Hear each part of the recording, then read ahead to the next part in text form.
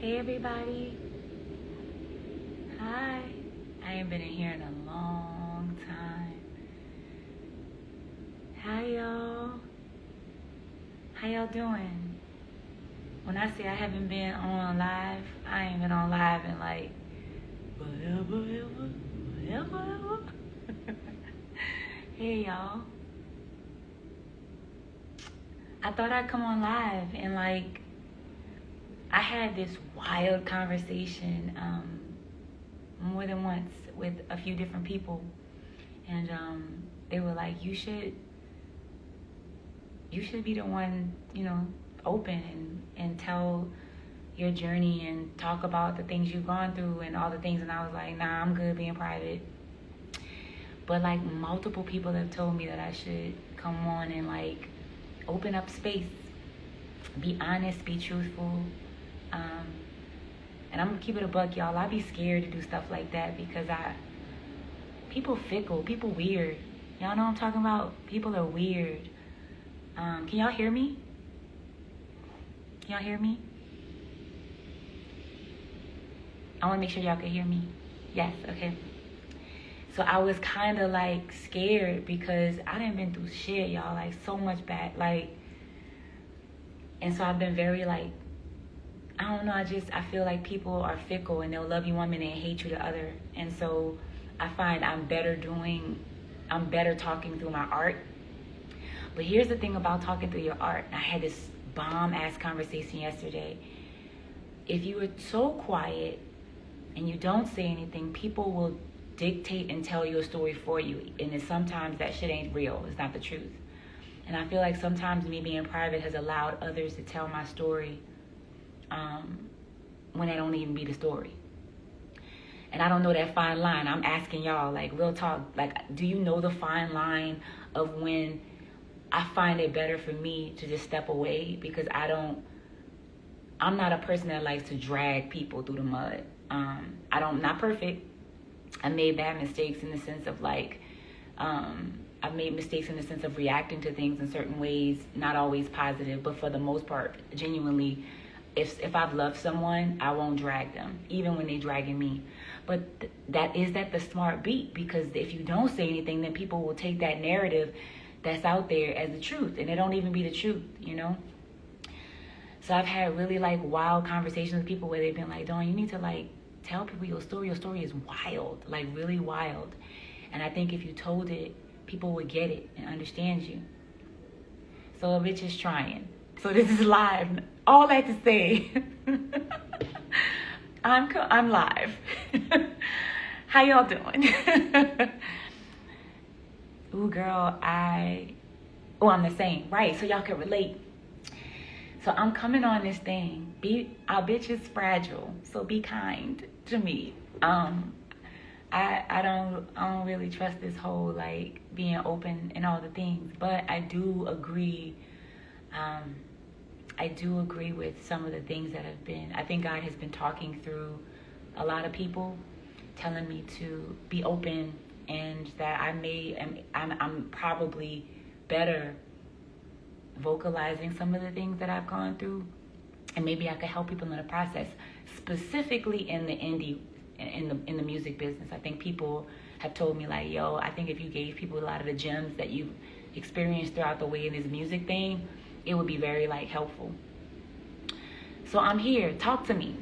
Like, I would love to give y'all tea, ask me questions. I would love to be honest and not within reason. Don't come up in here and going crazy, y'all. Again, a toe has dipped into the pool. Don't come in and throw me in the deep end. All right.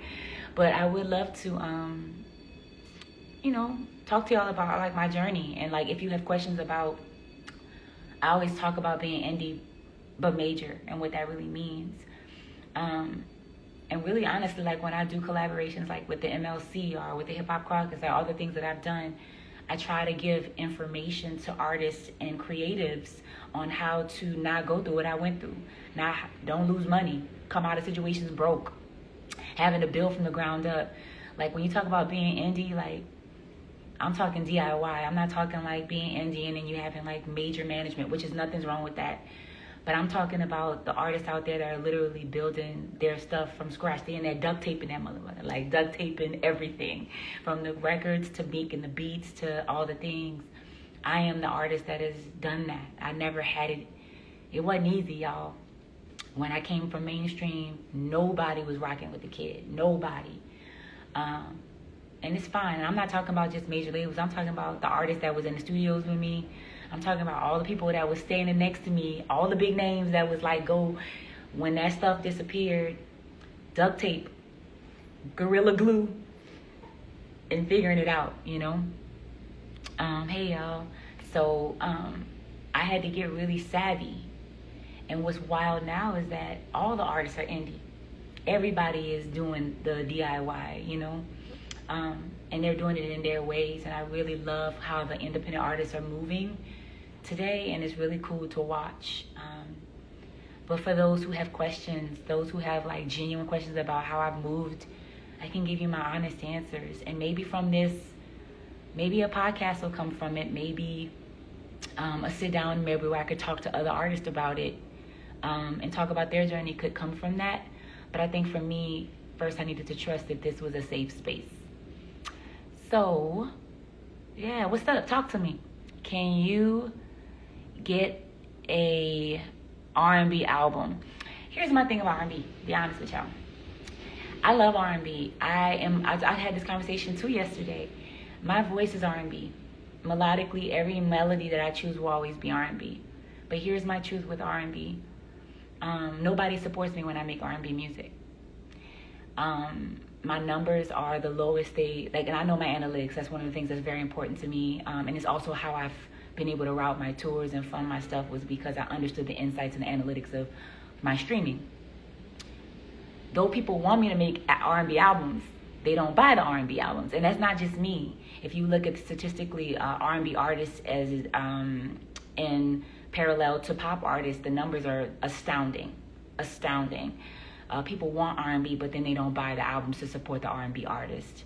So what I try to do is make an album where I can put multiple genres on one album and feed the R&B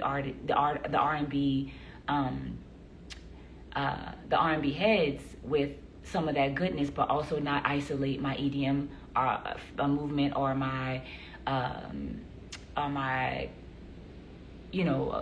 folk or rock audience. Because truth be told, my highest streams are in my EDM world. The most streams and the most numbers I ever get is in EDM. If you want that to change, you have to support your R&B artists. You have to support the R&B people when you tell them to make the R&B music. You should go R&B and make a podcast. Again, happy to do that, but if it's not going to fund my career, then I don't think that's a smart business move. I don't. But what I do think is smart is to not isolate my R&B movement by doing R&B music, which I have. New Breed, my Infrared album, I have records like Butter. That's a straight up R&B record. I've got a lot of records that are R&B, and all of those things I just named are my lowest streams. What brought you back to New Orleans? Great question. And don't make fun of me because I can't see. I'm over here like, what is going on? What brought me back home? I had never really left New Orleans.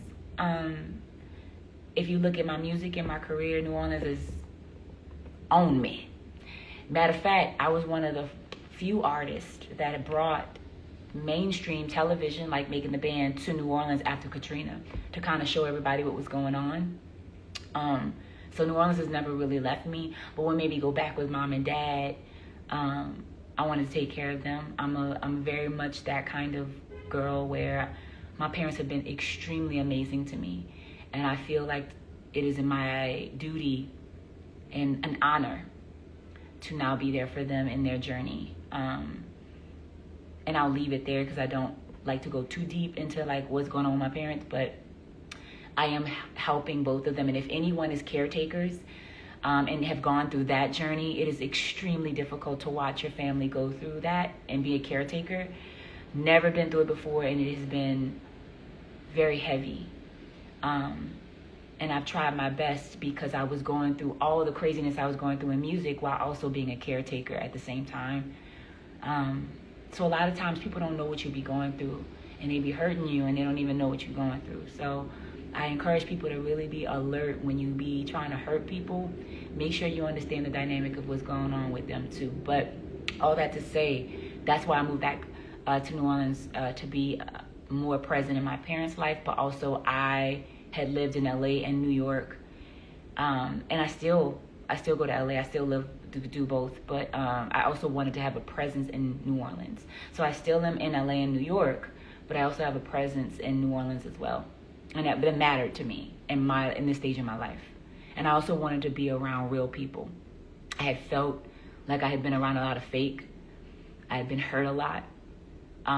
And I wanted just some real, I'm gonna keep it a buck. I wanted real shit. I wanted people who genuinely cared about me, people who knew me when I was in high school, elementary, people who knew me really, like people who were not making assumptions about who I was, but like people who grew up with me and knew me. And those people who know me when I'm on the street, they know what's up. Like they know I've been the same chick since day one. My mom and dad have been the same people, and so like to walk back home and to hear my people be like, you ain't never, same D, that was what I needed after a lot of the things that were going on for me. If you could, y'all coming at me fast, and if you, what is it, hold up. It's hard, very hard being a caregiver, absolutely. And you know what they don't tell you about being a caregiver is that people don't explain how hard it is for older people to go through aging. Like there should be therapy and mental health assistance, and it should be free for people who are elderly, because they don't tell you how isolated you get and how people won't hire you, how they treat you. And like for people who are competent and still able to do things, it is very devastating when your family or your parents have been working all their lives and then they can't get a job because of their age or because of their health. It's hard to watch. And then they have to deal with the realities of death and what death is. And nobody really talks to them through that. And so it's like you can see fear, you know. And if you love them, you know, if they're your parents and you love them, that's just really hard to watch. And all you can really do is be present. So yeah. Yeah, it's awful. Yeah, but I'm lucky. You know, I have a really close relationship with my parents. So I've been able to like step up and be present. And it's just been an honor. Yeah. I love you, and wait, I literally wrote a letter to you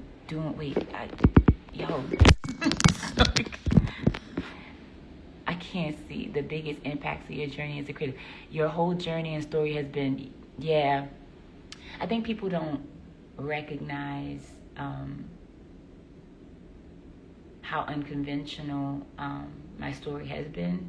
And I'm not to say I'm the only one, but I think mine is just wild. I think there was just it was just like back-to-back stuff. And I think one of my biggest things I've had to deal with is not wanting to be a victim. Because when you have a lot of shit happen to you, you can get into a headspace of woe is me. And I don't, you know, where we come from here, that ain't us. Like, we even hate the word resilience. Because what resilience means makes us feel like we have to constantly be okay with trudging through shit. You know what I mean? Like, almost as if we should expect that because our lives have been so difficult. Like, New Orleans is known as a resilient place, and it's like, we don't like that word. We don't want to be that. We want to be able to live a life where we don't have to be resilient. But being from here, I am okay. Like, I've made peace with the story of my life, right? But I do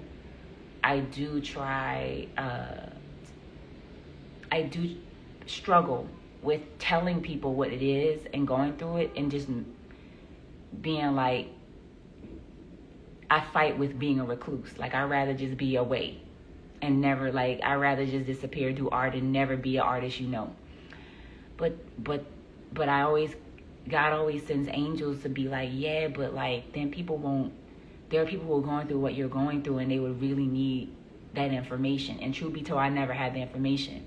Like, I didn't know a lot of stuff when we came into business, and because of it, we were like, yo, the amount of times we walked out of situations broke, manipulated, like, we were kids, and we just did not understand what that meant. And then being women on top of that was a whole other thing.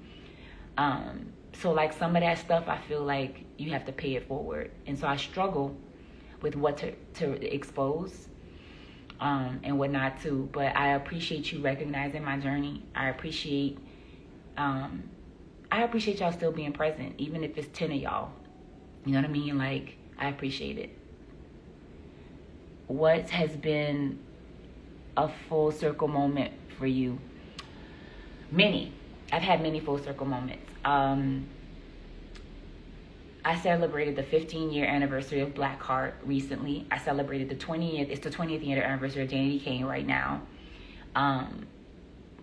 Man, they're like, being home and performing for French Quarter Fest for the first time, on my terms as an independent artist. Nuts. Awesome. There have been many moments of like, I think my biggest, greatest full circle moments are the moments I revisit the things I revisited when I was a mainstream artist and do it as an indie artist. When I'm able to make investments or build businesses or ecosystems in spaces where they used to say no and reject me, is always like yeah! That's the human part of it, right? Like, you still be want to look at a motherfucker like, boom, did it anyway, boop, you know what I mean? Like, that little, like, those full circle moments always hit different when you can stand in a space and look at the people that turned their backs on you, or the people that didn't really lift you, or the people you DM'd and you were like, yo, I just would like to do something, they never respond back to you, and then you sit in the room and they're like, hey, and you're looking and you're like, hey. A lot of full circle moments like that. Those moments always hit different, right? Even the most monkish, like, good person can feel a little bit like, hell yeah, I did that, for yourself, because you work so hard, Do you know the impact that the name has had on mainstream? That my name has had on mainstream? I don't know the impact. Here's why. Oftentimes, there is a level of non-support. There is a level of not acknowledging or even answering, or there is a lot of let's keep her far away, that sometimes then makes me feel like maybe I'm not doing this right. But then, what's crazy? You guys always point it out to me, because I don't never really be looking. Like, if you notice, I'll change eras every time. I'm never my albums never sound the same. I'll never stick to a look. I always evolve, right? So I'm never knowing what anyone is doing. I'm always just kind of doing me. But you guys are always really cool about saying, yo, Golden Heart had an impact here, or the things you've done here, you're on somebody's mood board, or you guys do it better than me, because I'm so used to, like, and maybe this isn't a good thing. I'm not like saying this is a good thing. I'm so used to expecting people not to come through that I don't even look for it. And so I don't really know what the industry is moving like, because I'm always trying to figure out how I want to move within my own industry. And maybe that'll change at some point, but I think I've gotten used to just kind of like doing me. But thank you for noticing, because I really believe the people who let me know I'm on the mood boards is y'all. Y'all be quick to let a bitch know, yo, they rock. Since you did that in 2000, and you know what I mean, like those things. Y'all always letting me know she did that in 2016, she did that in 2015, and it makes me very appreciative, which is why I continue to do it. Can you please get the girls back to, why am I the one that have to do it? Guys,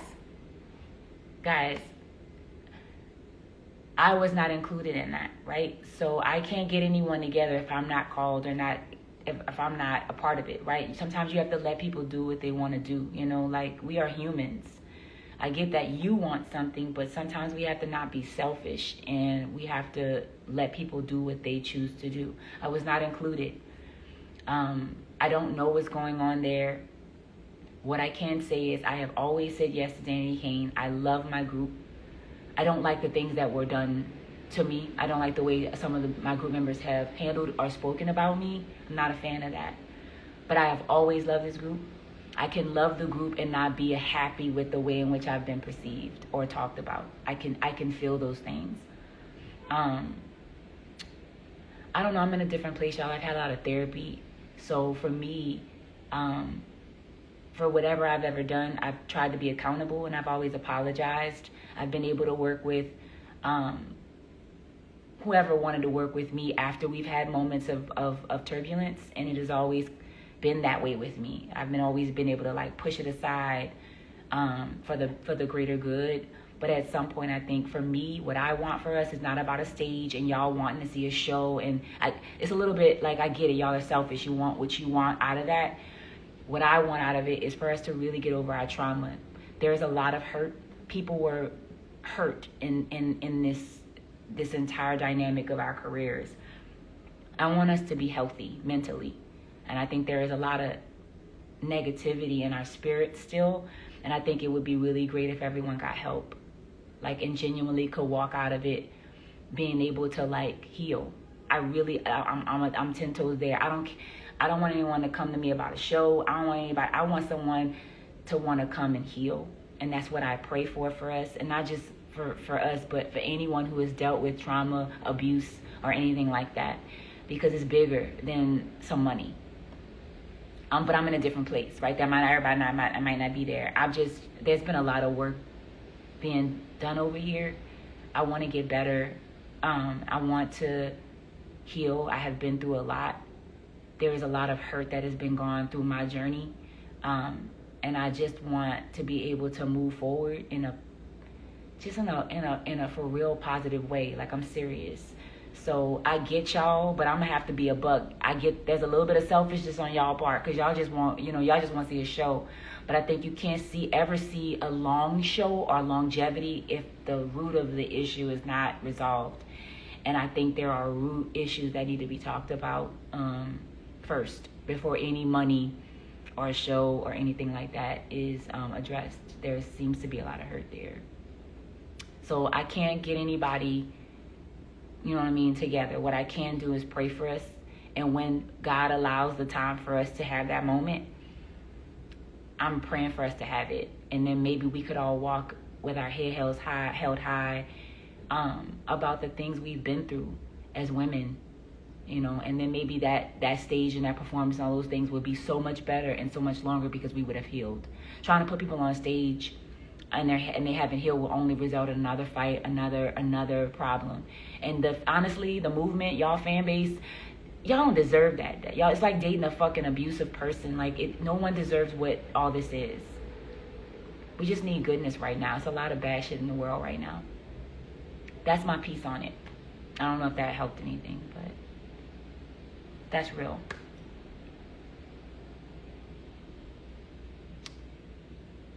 Hey guys, y'all coming in.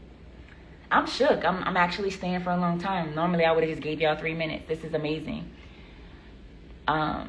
What do you do to keep your vocal strong? That's a good one. Well, I actually do vocal exercises every day. I also don't smoke and I don't drink. I am also vegan. I have a severe discipline thing going on. Everybody laughs at me about it. But I've been doing it for a long time. But the moment I realized I really wanted to, especially when I went independent, when I was, in my earlier days, I was all into the things. I loved, I didn't drink. I never really drank. But as I became an independent artist, I just don't like the way smoke and all that. I don't like the way it feels, y'all. So I stayed away from all that stuff. And because of it, I've been able to continually train my vocal. I do vocal warm-ups every day. I really pay attention to tone. That's a big thing for me. And I also run and sing. I've been doing that since DK days, so 2008, 2009. So I still do that. I try to get 5 miles in and run and sing. And I try to do that daily. So there's a lot of discipline that has been going on for a very long time.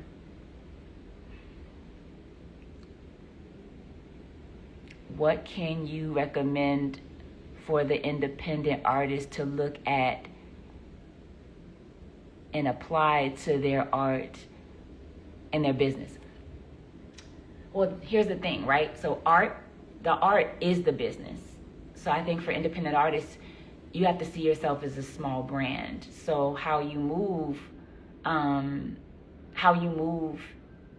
in your music, you need to never just look at it as, don't separate the art and the business. They are one and the same. So, and I tell this, I have the privilege to work as a mentor for USC. So I do the mentorship program. So I mentor music industry student majors. So some of the people are artists, pop artists, or they're majoring in music industry at the USC School of Thornton. Shout out to Dean Jason King. But when I mentor them, I tell them just because you're majoring in music industry doesn't mean you shouldn't understand what it means to be an artist. If you're an artist, you should still understand how to be in music business. So they are one and the same. The way, to me, you get an edge up on your peers is treating yourself as a brand. So not only being a musician, but knowing how to use Pro Tools, or playing an instrument, or music theory, understanding music theory. I think it's very important. Every musician should read music or teach themselves to read music. Why? Because if you choose to transition your music into anything else, for example, if you want to go into, you do an album and you say, I want to work with an orchestral or a symphony or an orchestral musicians, you can write your own charts or work with people to create charts to take anywhere with you. So let's say you can, you do a song and then you say, I want to put this into, I want to have a 4-piece ensemble. I'm going to write the charts to my song, and then I'm going to have charts to my song to be able to take to an ensemble. Like, that's shit that a lot of artists don't do. That's next level shit, right? Having that type of level of understanding of music can take your brand to the next level. So always thinking about it like in anything in marketing, right? Your product is great for 4 to 5 years, and then you have to start to look at how, when the industry, like when culture changes, you have to change your branding, whether that's the way your box looks, your slogan looks, right? You constantly have to evolve where the culture is going or trending. Think of that in the same way as your music. So paying attention to the numbers, the analytics, and how to apply that to your business, your art, is imperative. So right now, for example, hard copies are a thing of the past, right? A lot of times your DSP in your digital world is going to rule your numbers. So promotion and how to move your art is going to live differently, right? Digitally than it is hard copy wise, right? We love vinyls, we love the hard copies, but we need to pay attention to, am I a hard copy artist? What's the point in creating vinyls? If I know you love them, but if the money is tight, is it smarter to create everything digitally and maybe look at vinyls as a special edition when the money is in, rather than creating vinyls when you know your hard copies are not your leading factor? These are the things you get to think about, right? Do I do in stores if people don't buy CDs anymore? It's cool to do it as a nostalgia moment, but is it a cost that you want to incur immediately, or maybe as a special moment in the end? Like, those type of things are like going to give you the edge on how to save your money and move your money within your process of putting your music out or your art out, or how even to put it out. If you're a gamer, for example, and you love music, but you started your world in gaming and Twitch, there might be an opportunity for you to build your brand all on Twitch and be a different artist that doesn't do or use Instagram, but rather use Twitch to move yourself. A great person that's doing that is Tinashe, and a really smart independent artist who is utilizing Twitch because she games and being a DJ, right? She's using an audience that facilitates and builds her brand in a way that other artists don't. It's really beautiful. That's what I mean by like understanding your niche and your brand, and how to then move it within the spaces that work for you. I hope that answered your question. Hey y'all. I'm really shocked. Like, these are good questions. I appreciate y'all so much. I think I'm going to stay on for like 10, 20 more minutes. This was a lot. Are you going to bring back... Wait, let me see. I saw it. Are you going to bring back John Lee Drive? Yeah, I mean, I still... Yes. Yes. That's a good one. I think that could be the podcast that, we lean into for this. I don't know, like I'm just breathing new air. But yes, John Lee Drive was something that I had done. Anybody who doesn't know what John Lee Drive is, it was, again, ahead of its time. We did kind of like a sit down where I spoke with directors, artists, musicians, and I talked about the process of music and the industry. And it was really, really cool. And then I did a little bit of it on NPR. There was a time where I was doing it with NPR and partnering with them, and doing my own little radio show where I was having directors and artists come in to talk about the industry and how you move in a DIY space and an independent space. So yeah, we'd be happy to bring that back. Will the Kickstarter? Yeah, so the Kickstarter, some of your people who did the Kickstarter, thank you, by the way, for supporting my animation. I did a short film that wound up, y'all, we had so many laurels. We just found out we are an official selection for the Diversity of Cannes Film Festival, which is like really, really dope. And it's all because of you guys supporting the Kickstarter, which was my animated short called Beads of Hope. Those who have invested into that, you're going to start getting a lot of the rewards. Some have already gotten it, like the book sacks and the really cool like incentives like that. But the stuff that deals with the music will be coming soon. It's going to coincide with the release, so that's why it's taking a bit longer, because it needs to match the release date time. So thank you guys for supporting the Kickstarter. I think we reached our goal like the same day we put it up. It was crazy, so thank you. What else? And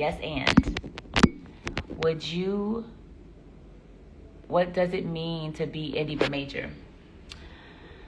I think for me, it's moving in the culture, in mainstream culture, while being independent, and doing it in a way that, so for me, I'm trying to word this right. So I believe, and we're in this time, independent artists are moving and elevating the pulse of the culture to the point where mainstream is copying the indie artist, right? So that's to me what I mean by being indie but major. When you are so incredibly gifted in what you're doing in your DIY and your independent movement, that the major world is watching and then trying to duplicate what you do. And what you're starting to see is a surgence of independent artists who are creating the pulse of music right now. You know what I mean? Like, you're starting to see a wave of a culture of the girlies that are coming out, and people like Duran, I love you, Duran Bernard, who are cultivating the industry, and they're doing it majorly. That is what it means to be indie but major to me, is artists that are moving their brand in such a way that they are now becoming the mood board and the choice for mainstream artists to copy. I know an artist that could be on the Trilogy album. That's what's up. Well, who's that artist? Tag them. What is your advice for an independent artist that is, that is looking to get funding? This is a good one. I love that. Now, this is the type of stuff I love, right? Well, here's the cool part. There are grants for artists all over. And oftentimes, because we're musicians, we are told, specifically artists, that you're a flop, right? If you don't do numbers, or you don't do that flop word, I hate it, right? Because there is no conventional way for you to be successful. Every artist is going to have a different definition of what success looks like. So there are really cool avenues like grants and sponsorships and branding, and even looking into like they have literary awards, applications where you can apply for, like you apply your album as a literary work, or you can apply your album as a short film. Like there are like clever ways for you to find and funnel your album and your art into funding. But you have to look beyond the scope of what they tell you an artist should be getting money from, right? So for me, example, like I was saying, like if I create a project and it has a music video and it's phenomenal, that can be considered a short film, right? So you can look into that, right? If you are an artist that is building something that comes with incredible poetry or a story, maybe you could look at literary grants who fund queer people, who fund black people, who fund, like there are ways for you to get very innovative. So I really would suggest you look into grants. And also awards, specifically in literary and the arts, people who get rewards and funding for doing like competitions, or getting opportunity to do residencies. Another really, really great one where you can apply for a residency and finish your project at the residency, and in the process of that, you get housing and space to be able to finish up your project. There are really cool things like that out there. And I think as I progress and maybe do this more, I'll speak with people who actually do it, and maybe we can have a dialogue. I'll bring people on the live with me, and we could talk about what those are and who those places are and where they come from, so I can really help you. Can we get the interview with Dominique? Oh, I love Dominique. She wanted one. Here's my thing about that. So I loved it. Like love her. I just didn't want to do it. I felt like the energy around everything was messy, and it wasn't a her thing or me not wanting to be with her. I don't want to add any mess. Like if something feels like it's gonna be too I'm a no, right? So I just didn't feel like the timing was right, and I didn't want to be a part of anything that amplified any mess. I only want to do things that are leaning toward the positive. So I really would still love to do Dom because I love her. She's positive, but I felt like the timing and the energy around everything was just too messy for me to do an interview with Dominique at the time. But love her. Would love to like revisit with her when things feel more organic and lean into a positive space surrounding the energy. She's positive all the time, but I think the things around it was a little negative. But yeah, I'd love to revisit that because I think she's the best thing ever. Love her. And love her as a mother and a teacher. Just a really great person. I love y'all hearts and fire. I'm trying to keep it real with y'all. Like I'm trying to keep it a buck, which is very, like sometimes when you're too real, so I'm trying to answer everything truthfully. I'm trying to like look at all the things and like answer it. Oh, Katie, I love you. Tell Charlie I love her. New Orleans, stand up. Where are the effing... Wait, what? Where are the effing pink mustache? Okay, the Papa Ted's. Yes, Papa Ted's is still rocking. We just do private events. And the reason why I did that was because during COVID, the market shifted. I mean, not during COVID. After when this year... with the new administration, businesses started to suffer. Things were too expensive, and I made a pivot. I also wanted to shift into something else for my business, and so I went into an accelerator program to learn, because that's the type of person, when I find there's a hole or I want to go somewhere, I educate myself. So I actually applied for an accelerator program, got in with my business, and I'm shifting it into a different direction to deal with the reality of the switch of the culture. Right now, a lot of businesses are closing. If y'all are paying attention, like businesses are losing money left and right. Things are way too expensive. It's been very difficult for small businesses to survive. So when I looked at the market, saw how things were moving, I transitioned into events rather than doing an everyday opening to keep my business alive. Smart decision. That was a smart decision for me, specifically because New Orleans is an events place. Like there's always something going on. But the pink mustache is coming back in a different way, as I'm in the process of learning another way. I had been wanting to do this, but I am transitioning into something that I think would be very beneficial for where I wanted to go with Papa Ted's anyway. So yeah, that's kind of the truth of what happened. I was watching the market. I did not want to lose my business, so I pivoted based off of what was going on with a lot of my peers and how a lot of restaurants were closing. Let me see what else. It's crazy people here, but I want to try it so bad. How would you get young people... Wait, hold up. How would you get young people more active in their community?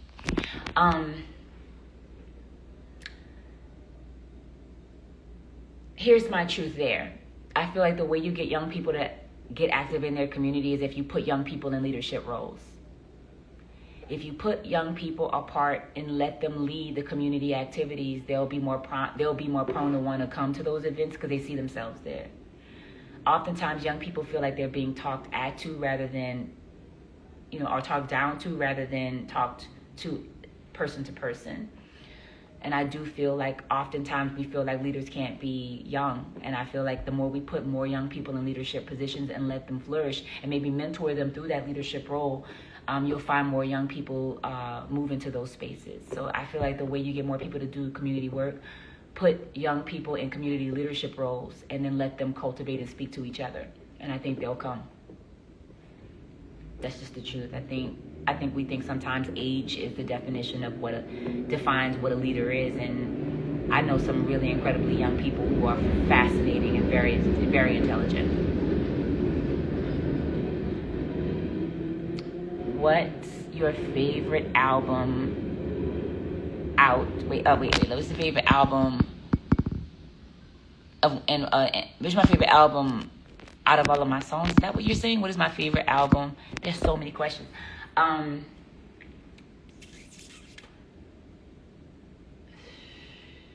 My favorite album of my music is hard to say. It depends on the time. Black Heart is just really special to me. I'm gonna keep it a buck, but Second Line to me was a pulse changer, and I feel like ahead of its time, and I can do both. And I feel like Black Heart and Second Line kind of are sisters that changed the space of music for me, and how Black women sit in that. So those are my two. And then song-wise, my favorite song right now is about to come out. So I can't tell y'all that. What else? Let's see. What are your thoughts on being... What is your thoughts on being used in... What are your thoughts on AI? Thank you for that question. AI is happening whether we want it to or not. So you have two choices: adjust accordingly or be behind. Do I agree with the way AI has affected us in the music industry? Nah. But I also believe if we use it as a tool, and I'm always about how we can be ahead of everyone else culturally. So I always think of AI as a tool for sure. If you know how to use it as a tool to progress in your journey, I feel you'll be ahead of everyone else. But here's where I get excited. If AI is inevitable, I am excited for young coders and engineers who understand the value of software to create something that is eco-friendly, something that is from us, to be able to use, so that not only are we understanding that AI is inevitable, but we are the creators of it, and we create software and we create tools that are from us to cater to us to be able to be ahead of everyone else. I would love it if we could be the unicorns on Forbes that created a system that was beneficial, eco-friendly, and a tool for us within our own systems. If it's something that's going to come anyway, how can we be ahead of the game and be a part of the people to create the things and the tools that work for us? I oftentimes get upset when I go into tech and I don't see us, because we are the users, but oftentimes not the ones creating it. That is shifting because more and more Black companies and people of color, and when I say us, I mean people of color, women, queer, like people who are marginalized. I do believe that there is a space for us to be able to be in the room, and not only in the room, creating the room. Because I don't think we should be in somebody else's room. I think we should build our own rooms. So I would love to see our people use AI and figure out ways to find it to be more sustainable, because that's what we're using way too much energy, right? But if we can figure out a way to be sustainable, that is in itself innovation. That is something that should be patented, and that would be incredible for us. And then secondly, how do we use the tool to benefit culturally for us, so that we can have those patents and we can make that money, and then we can support each other, and that again, it could be something that is beneficial rather than harmful. I'm always looking at it like that, right? Because it's inevitable. We can say we hate AI, but it's here. So how do we make it work for us so that we are ahead of it and not behind it? I still believe it's a tool, though. It should never be something that, like, use it as a tool. It shouldn't be, I don't believe AI should be the artist. I think it should be used as a tool, and only a tool. I think other than that, if you're trying to make it everything, then I don't think that there's longevity there. Someone will witness that until the next thing comes, if that makes sense. That's just my opinion, though. Are you an Aquarius? Actually, absolutely not. Do I seem like an Aquarius? That's crazy. Will you, let me see. No, I'm sorry, I'm super blind. One of my favorite moments of having you was on my flight. Wait, let me see. I can't read. Oh, I remember that. That's awesome. I'm glad that we have that memory. I try to be so kind to everybody I meet, and I try to remember everybody. I remember that too, by the way. It's good to see you. Dawn. I don't know if you're, what I'm seeing. Sometimes, now I don't know. I'm listening to a real artist, and you don't know if I'm you. Okay, someone said I don't know if I'm really listening to an AI artist or a real artist. I know it's scary, right? But here's the thing. Again, I personally don't agree, because I feel like AI can do certain things to a certain extent. But if something sounds too perfect, if the runs are too crispy, I don't trust it. I like the imperfect moments. So again, if that's an AI artist and you listen to it and you don't know, that's fine. But I feel like I still have an ear where I could tell when something is, because to me, AI is still learning. And sometimes the singing is too perfect. I like an artist that sounds raw, raspy. Like if that run is too clean, if every run is hot, everything is tight, then it's enough. Like, you know what I mean? I like the grit and the raw, and and so like, rather, I know it's scary because you're listening to something and you don't know what is what, but I think if you're used to vintage and you hear it, I think you'll be able to recognize something that has more passion or more grit or more rawness than AI. Even the lyrics, some of the stuff doesn't have soul. You know what I mean? It's still it's there, but you could tell the difference. Now, maybe in 2-3 years, AI will learn differently, but right now, I still feel like it has some growing up to do. Like it's still learning. And that's what I mean. AI is only what you teach it. So there needs to be certain people that are teaching it, and it can't just be one type of person teaching it. Can you... I can't see that. Dawn, are you what? Dawn, tour. Yeah, tour for sure. I feel like most production has been heading to a place where it's easy to do AI. I agree with that, But my thing is, like, that's fine if production is leaning into that, especially if they're tools, like I said, to help make it easier. I do feel like this though, right? Is if everybody's using the tools, what will set the person apart is how they figure out how to use AI to make it theirs. And that in itself is a gift, right? So those who are newer and young, who are figuring out how to manipulate AI to work for them, it's going to be in the way they use AI, and the gift will be how they make it theirs that will make the production stick out.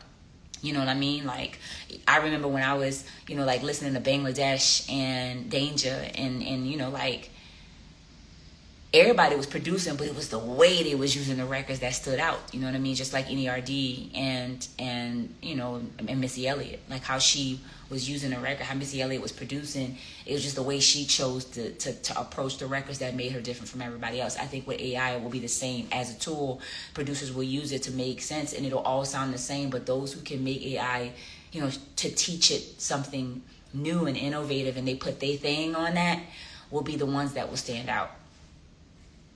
Just like anything else, like as if it was analog, if it was Fruity Loops, or if it was anything else, it'll just be another way in which they'll approach it. Again, rather than hating AI, I'm interested to see how people will learn how to use it as the tool for them, and then find their signatures within it. All right, I'm gonna do like 5 more minutes on here. So give me your questions. What are you looking forward to? I don't know. I'm looking forward to, like for me, y'all, like I'm looking forward to being able to, I think I've created a really great lane for myself. I have no expectations of like being with any, like I don't see the industry as something I want to fit into. There is no competition. I don't view myself within anybody else's world. I really love the lane I'm in. So I'm looking forward to really like turning around and putting a hand out and seeing how many, if they want to come and learn more, how many I can bring and lift up and open up a space for them, and then take what I did and make it go further. That's where I'm at. I feel like, what's the point in doing this if you can't share it and lift others? So I really am in an exciting time of mentorship and still being a student, but also giving back. I've been doing it a lot at home in New Orleans. I've been doing a lot of it in LA too, where I've been just like opening up spaces, safe spaces for artists to kind of like ask questions, but help them build their own things. That's been very rewarding for me. So yeah, that's what I'm looking forward to, is like being a part of creating something beyond me, and then watching it grow and supporting it.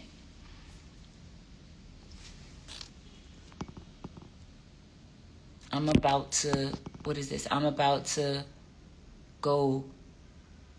Anybody wanna, to go to Brothers? Anybody want some? Why are you talking about you about to go get some food? All right, y'all. I got 5 more minutes, so give me your questions. I feel like this was a good one, though. This was good. I feel like this is a good first little thing for me. It was safe. It was good. I thought I was gonna come in here and it was gonna be nuts. If you wanted to use your music in my short, that's cool. I think that's fire. I would love to use it in your short. DM me. Let's get it. What is your take on the word friends? Do you think it's hard to meet friends? Man, these days, that's a good one. My take on the word friend. Nah, because I've been lucky enough to have the same best friend since I was 3 years old. But I was having a conversation with someone saying it's very difficult to, it's hard for me to trust these days, y'all. I have to wake up and choose it, because betrayal is so real. I do believe social media has opened up a plethora of people who are really good at faking to be present in your life, but not really truly doing that. So I do think it may be difficult to sift through the truth of people's intentions. And I'm in a place where I'm not really looking for new friends. I mean, that's okay. Like, I'm in a place where I'm full with what I have. I'm open if God brings somebody in and, you know, it feels good. But I'm also very okay with where I'm at right now. I also have been through a lot. So, like, I think for right now, I'm cautious. So I do think, to answer your question, I don't think it's difficult. I think good people and friends are out there. I think it's just harder to understand people's intentions, which is why every day I pray for discernment. Every day I pray to figure out what people's intentions are, so that once I break through that, I can see if that's somebody that I want in my life. I do think, though, it's always been the same. I think since my mom has gone through bad relationship, it's like that's an age-old thing. I think it has always been very difficult to find people who are genuinely for you. I think social media has made those moments a little bit more trivial. But I also think there are good people out there that could be good friends to you. You just have to have discernment. So I would pray for discernment, and maybe, you know, like keep yourself to God's ear, and so that when you could look at somebody, you can have that eye and be like, "Oop, you're not for me. Goodbye." Or, "I think you're worth the time." But that's just me again. Some people might say it is very difficult to find friends these days. I'm not looking, so it's not difficult. Because I'm full with who I have in my life right now.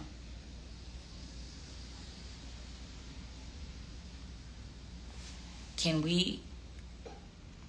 What is that? Singing Showstopper with you was... Oh, I love you. Yeah, Anthony, it was so cool. It was so great. I've been trying to give love to the girls with the music, you know, since I started. You know, I've been trying to, like, on my shows, give love as much as I possibly can, specifically because it's the 20th anniversary. So I love it when you guys love it and see it and have fun with it.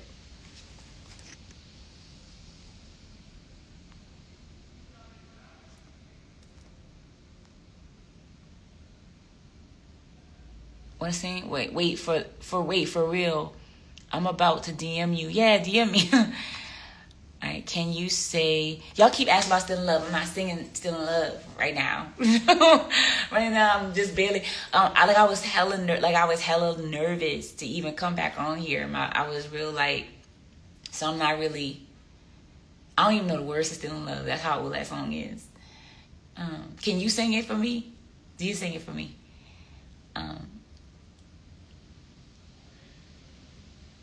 View request.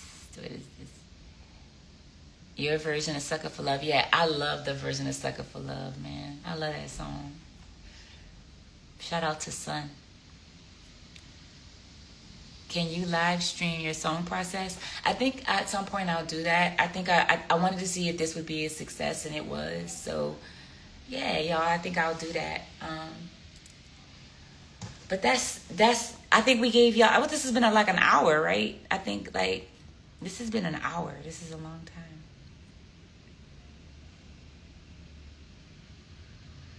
What is that? Trad. Tinashe. Yeah, I love her. I love her so much. I think she's phenomenal. I love her. I love Rochelle, Jordan. I love, who else? I like what all the girls are doing right now. Pink Panthers. I like her. Kalila. I like what everybody's doing. Everybody rocking. And everybody deserves to be exactly getting the love that they're supposed to be getting. I like Kehlani. I like her. Yeah, I like what the girls are doing. I like what Duran is doing. Love him down. I like that guy, Dustin Conrad. I think he's dope. Yeah, I like it. I do. I love that everybody's finding their way and doing their thing and killing it. They're exactly who they think they are. I love that for them. And I love it. And I love the camaraderie that you see with them. It feels like everybody's showing up for each other, which is really, really dope. That's something that I didn't really witness coming into my journey. So I just think it's really, really cool how the girls are loving on each other. And I hope they continue to support each other in that way. I think that's super dope.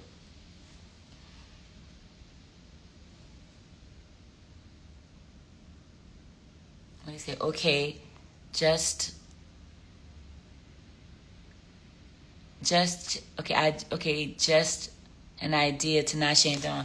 When Tinashe hit me and she ready, and we could do it. You know what I mean? Like I would be honored, love her, but like also let her do whatever she's. That's okay if she don't. You know what I mean? Like let her live. She in her bag. Let the artist be in their bag. But it would be an honor to rock with any of them. I think they're all fantastic. And if they feel the need to or want to rock with me, a bitch will be there with bells on. And if not, I'll be supporting from the side. Love what they're doing. I think they fire. And have been. I think people are late, but better late than never. All right. Come on, y'all. One more and then I'm out of here. So give me something good. These questions have been fantastic, by the way. What do you tell yourself during moments of self-doubt? Do it anyway. Which is what I did. I doubt it coming on here. Do it anyway, man. Like I've not always been perfect. I've made a lot of mistakes, but I also have just, I've tried. I've done things, and in the process of that, like some of it has been fantastic. One thing I do know though is I've never, like every time I've felt doubt, I've done it anyway, because every time I've trusted myself, it has been the smart move. It's when others try to tell you who you are. That's when the doubt comes in, when everybody else tries to define who you are. That's when the doubt comes. If you could just stay within your head and who you believe in, you'll be good. It's when everybody try to tell you you're not what you believe yourself to be. So for me, every time I feel that doubt, I do that shit anyway. Because the person I know myself would be would have been did it already. What would you tell your younger self?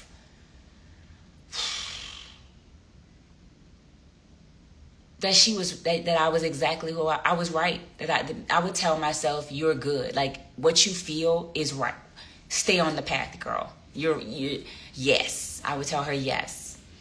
Because everybody else was saying no.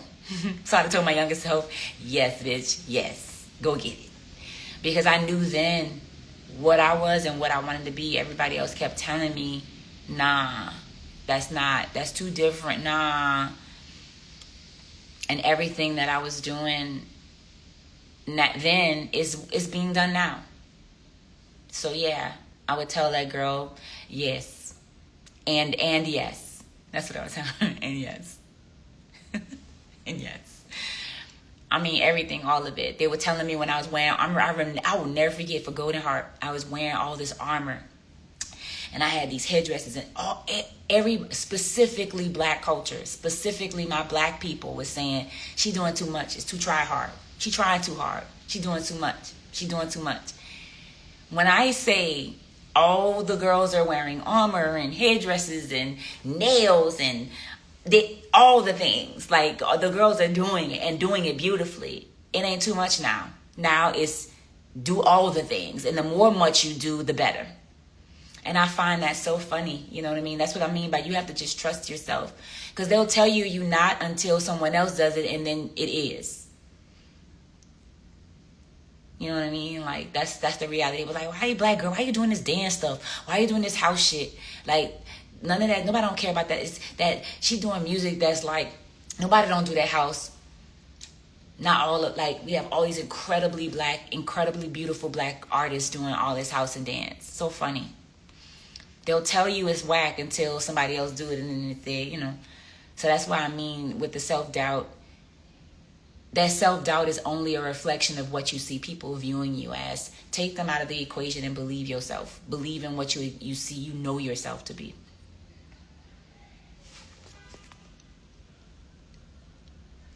Come to New Orleans. He said, might want to go because... What? Oh, yeah, sorry.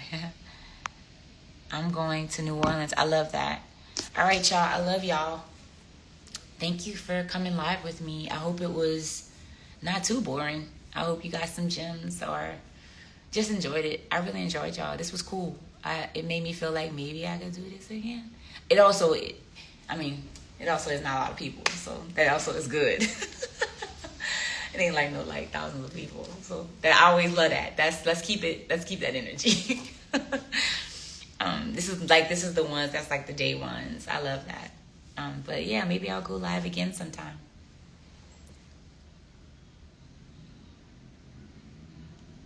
Love you guys. Hearts.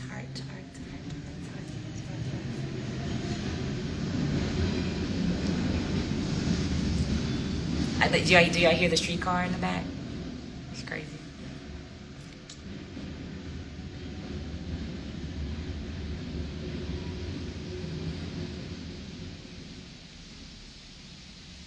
Somebody said I'm on live, which means I got music coming. Not really. Really, but no, I just wanted to try. I had a lot of people telling me I should try it. So maybe I'll do it. And if you guys keep liking it, if the numbers keep getting, then maybe I'll I'll do more. I'll bring people on and do like interviews and stuff. See you soon. Love y'all. She played. Who played? Who played? Aunt, who played? What did that mean? I'm calling you out. What did that mean?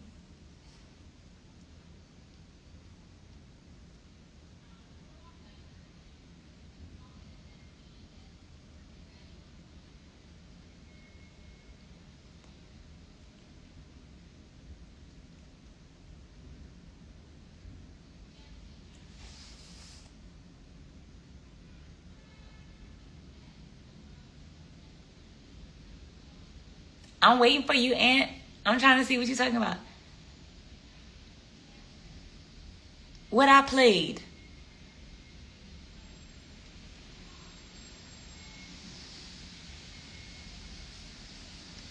What you said? We've been talking. What was that? We've been talking. You coming back? We've been talking. You coming back here? What does that mean? I don't understand what you're saying. Justice for New Orleans. I like New Orleans. I like that song. Yeah. Now she don't want to leave. Well, because you said playing. I'm trying to understand what Ann is talking about. You said something about I played, and I'm like, what do you mean? I've been on here for like an hour.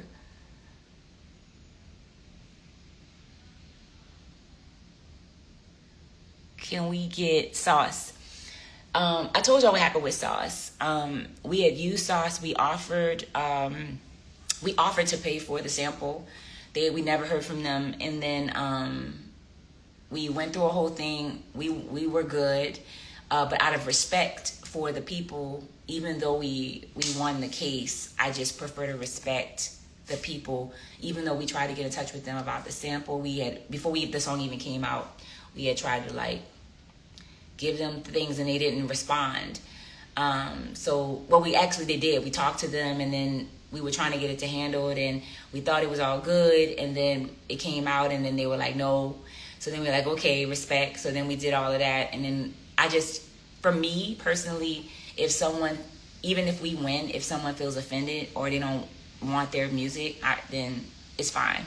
So I just personally took it off because out of respect, for people, even though I just don't, like that. It's bad karma.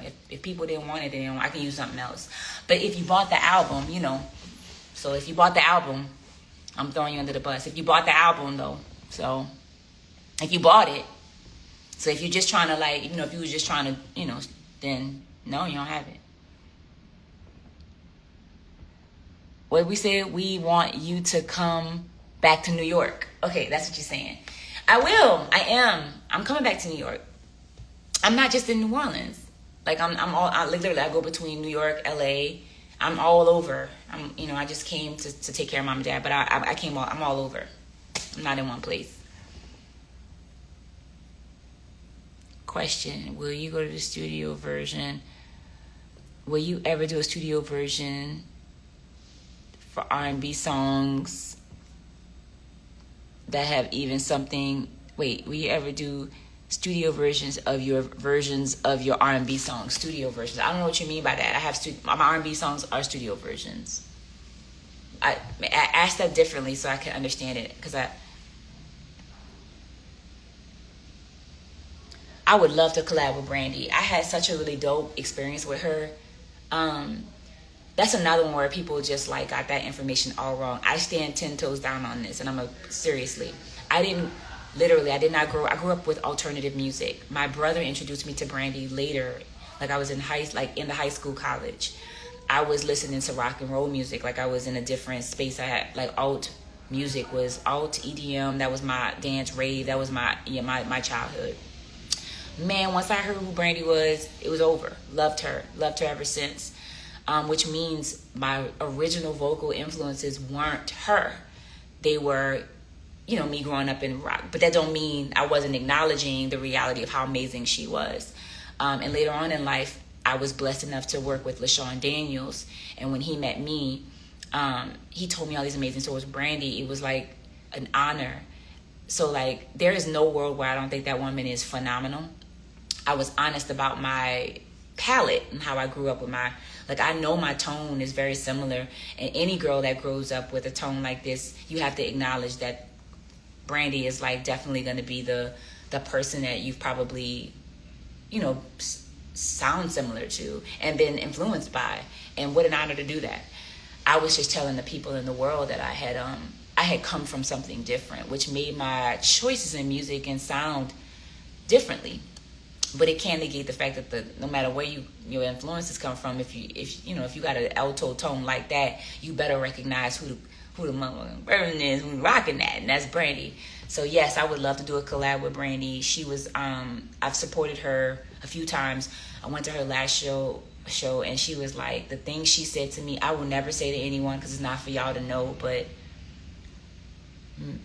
what an honor. The things she said to me, I will take.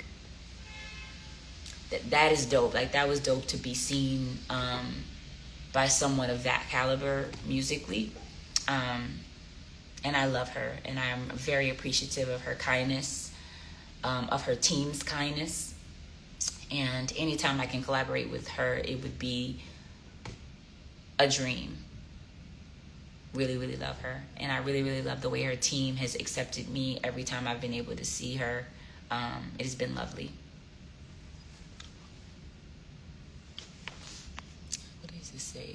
Say I can't wait. What does it say? She legit can't record Danity Kane's songs as a soloist. I can record anything I want. I just have to clear it.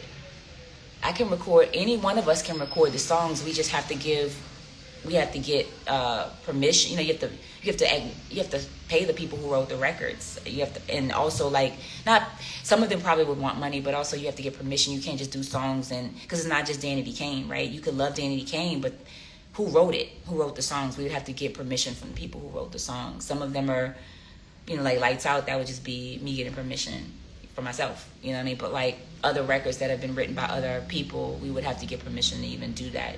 But any artist can record the song solo. You just have to get the permission, and not just then from the producers, but then also from the girls at the same time. But anybody can record the songs. You just need to get permission. But I honestly would,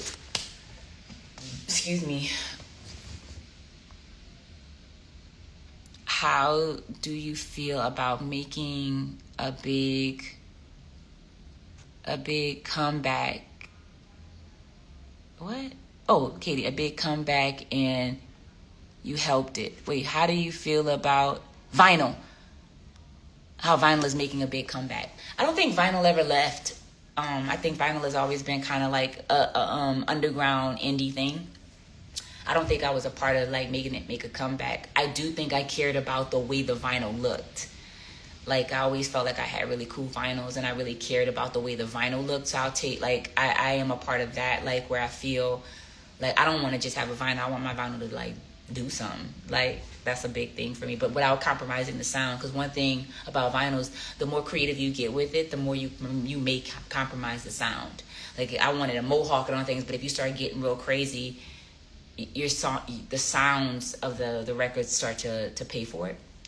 But yeah, I'll take that part where it's like, I'm a fan of, I don't think I've, made a surgeons of vinyl. I don't think I'm a part of that, but I do think I am a fan of, if I'm going to do a vinyl, do something that you guys would really, really love. Like, that's something that can feel like 10, 20 years from now, like that was a great purchase.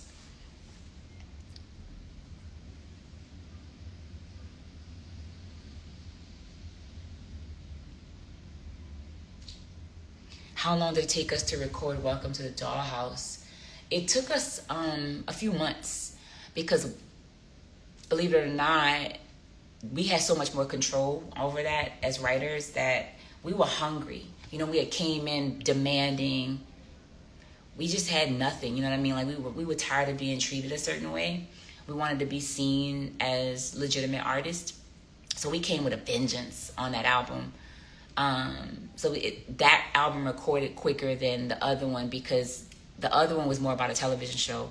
This one we were already in the group, so it was really important for us to, even though, like I said, it was more about television, the Danity Kane named album, it was more about like us working with producers and finding ourselves and our roles within the group. Whereas Welcome to the Dollhouse, we had knew who we were. So we had come in like, this is what we want, this is what we want to look like, we want this, we want, like, it was very much that. So the process went a little faster. I told y'all I was leaving, but the questions are getting good.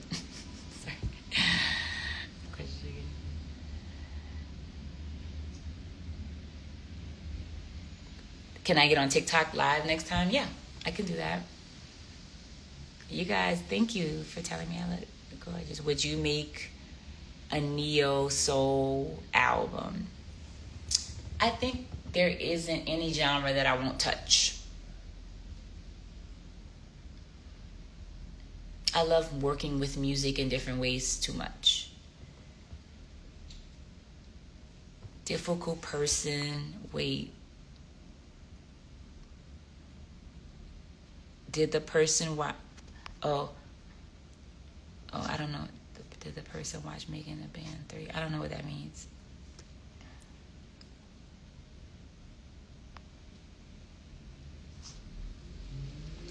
I don't think I would want to do solo versions of Danity Kane songs. I know what y'all are asking, but like, I like transposing them live and seeing what the possibilities are.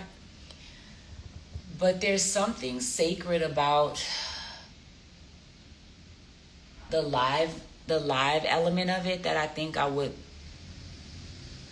I don't know, maybe I'd record what I'd done live, you know what I mean? And maybe, put it on SoundCloud or something like that. But I don't know, I think it's just cooler to do them out of love when I'm doing them live rather than like intentionally making some type of like album and making money off of it. That is not the purpose of it.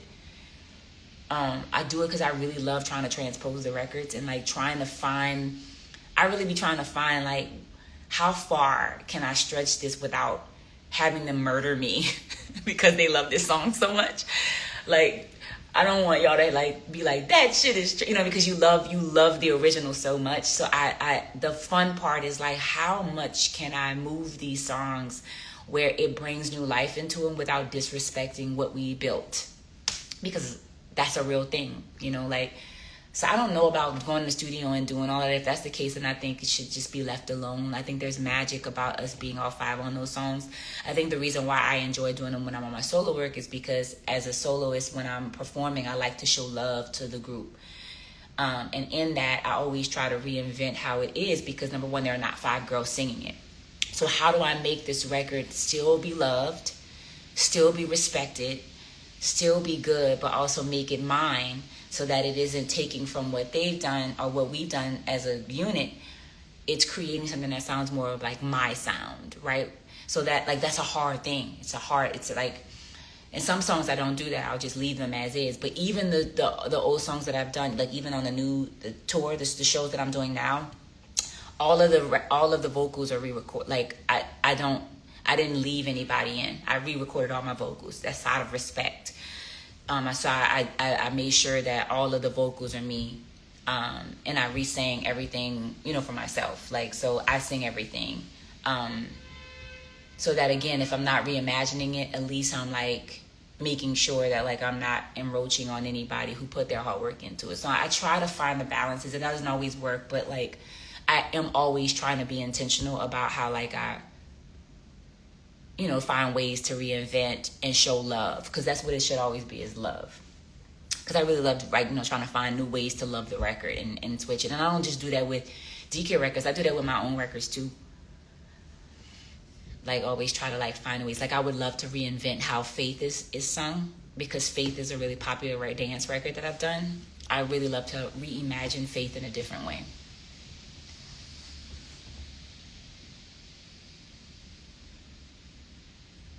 Yeah, I agree. A DK live album would be dope.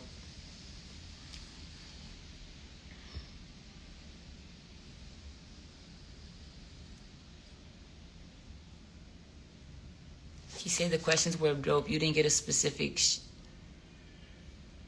You didn't get. Wait, what? She didn't say. She said the questions were good. You didn't get a specific. At shout out. Humble yourself. I don't know what that means. Yo, let's keep it cute, because I'm gonna get off of it. I don't know what's going on. I'm trying to read everybody's stuff. Will Tank be on the new record? I love Tanky Tank. What's the story behind Adderall Soul? That's a good question. I was supposed to be getting off, but this is a good one. Okay. So Adderall Soul, I had never come in contact with Adderall. I did not know anything about Adderall until adult life. And the way I was introduced to it, I've never taken it, but I've seen others take it. And the way I watched the journey of that was interesting to me, because it was a way to stay alert and be present. And it became like a constant thing. I was watching. Everybody around me was in that. And I found it interesting. No judgment. I just found it interesting that people were needing uppers and downers to like exist in the space. And I found out how familiar that is. It was not just that person. It was as I would progress through, I would see multiple people leaning on it to like exist in the industry, like to exist in all of it. And I thought that was such an interesting thing, because it felt like a Hollywood thing. It felt like, for whatever reason, Hollywood was just a bunch of uppers and downers. And in the midst of that, I was just like,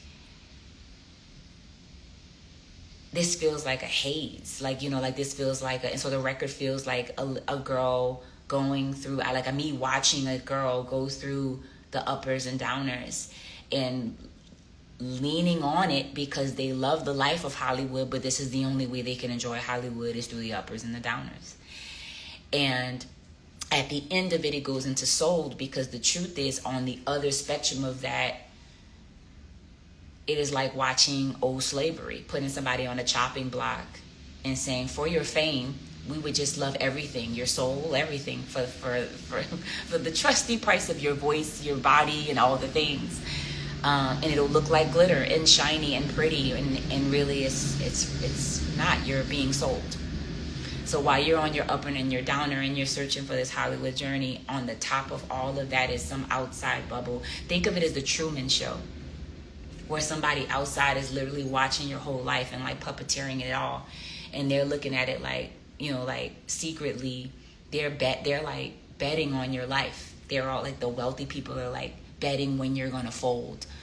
And they're going through bets. And in the meantime, this is your life and you're living it. So that's what Adderall is. It's kind of like a Truman Show of a reality, right? Where you're watching people in our Hunger Games moment, where you're watching this girl go through life just to get the Hollywood life. And in the midst of all of that, the wolves are at the top betting on when she'll fold, when she'll be sold.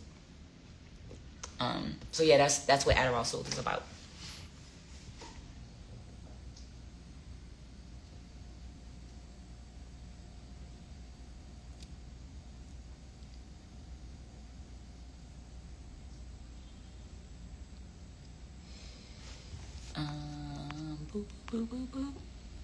My favorite. I know 5 more minutes, doing it's 100. All right, I'm out. I'll see y'all on the next one. I love y'all.